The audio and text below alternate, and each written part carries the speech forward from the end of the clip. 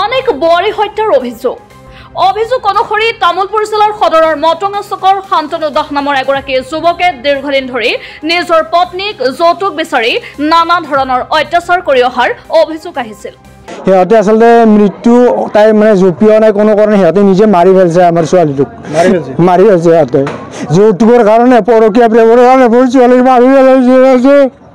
মোক এই কাৰণে কোনো দিনে তাৰমানে ছোৱালীটো আহিলেই মোক ঘৰত কয় দেউতা মোক কিবাকৈ বস্তুখিনি দি মই কিন্তু নিজে বেমাৰী অপাৰেশ্যন হ'ব পৰা নাই মই কি কৰিম কেনেকৈ বস্তুখিনি দিম মই সেইখিনি কথা বুজাওঁ কিন্তু বুজালেও নুবুজে ছোৱালী খালি মোক কয় মায়েও কয় মোক দেউতাও কয় ঘৰত কিন্তু প্ৰথমতে যেতিয়া ৰেজিষ্টাৰ কৰি দিওঁ তেতিয়া সিহঁতক তাৰমানে কোনো একো সম্পত্তি নালাগে যৌতুক নালাগে কিন্তু এতিয়া চব লগা হৈছে সিহঁতক।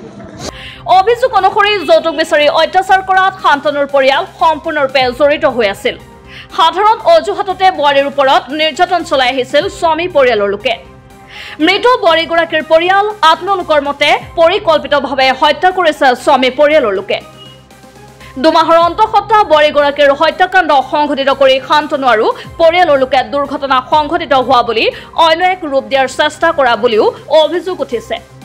মনতো সন্দেহ সম্পূৰ্ণ সিহঁতে পৰা বুলি কোৱাৰ পিছত মোৰ কাৰণ 6 বছৰে সেইখন বিল্ডিঙত চলিছে কিন্তু কোনোদিনে পৰিব নোৱাৰে। ইতিমধ্যে বোৱাৰীগৰাকীৰ পিতৃ বাবুল দাসে ঘটনা সন্দৰ্ভত তামুলপুৰ আৰক্ষী থানাত এজাহাৰ দাখিল কৰিছে। তামুলপুৰ আৰক্ষীয়ে ইতিমধ্যে বোৱাৰীগৰাকীৰ স্বামী শান্তনুক আটক কৰাৰ খবৰ লাভ কৰাৰ মৃত বোৱাৰীগৰাকীৰ পৰিয়ালৰ লোকে লগতে গাঁওবাসীয়ে তামুলপুৰ আৰক্ষী থানাত উপস্থিত হৈ অভিযুক্ত শান্তনুক কঠোৰতম শাস্তি বিহিবলৈ দাবী জনাইছে। একচুৱেলি মানে যোৱা 19 তাৰিখে ৰাতি এটা ঘটনা হৈছিল। শান্তনু মানে ৱাইফ কংকনা দাস ঠিক আছে বিল্ডিঙৰ পৰা বুলি তেনেকৈ আমাৰ থানাত জনাইছে। গতিকে আমি এইটো মানে এনকুৱাৰী কৰিলোঁ। এনকুৱাৰী কৰাৰ পিছত মানে ছোৱালীজনৰ মানে দেউতা পৰা জানিব পৰা গ'ল এই যোৱাকালি যে এইটো মানে যৌতুক দাবী মানে কেতিয়াবা যৌতুক দাবী ঘৰৰ মানে ফাৰ্নিচাৰ চফা ছেট আৰু কিবা কিবি যৌতুক দাবী তাই মানে ডিমাণ্ড কৰে বুলি প্ৰথমে কোৱা নাছিলে আমাৰ ঠিক আছে। গতিকে এই মানে এনকুৱাৰীত মানে এই বস্তুখিনি মানে পোৱা গৈছে ষ্টেটমেণ্টখিনি জবানবন্দীত মানে পোৱা গৈছে। গতিকে আমি কেছটো যোৱাকালি ৰেজিষ্টাৰ কৰি পেলাই ল'ৰাটো ধৰি পেলাই আজি মাননীয় মানে কোৰ্টলৈ মানে প্ৰেৰণ কৰা হ'ব আৰু তাক মানে 2-3 দিনৰ ৰিমাণ্ডত আমি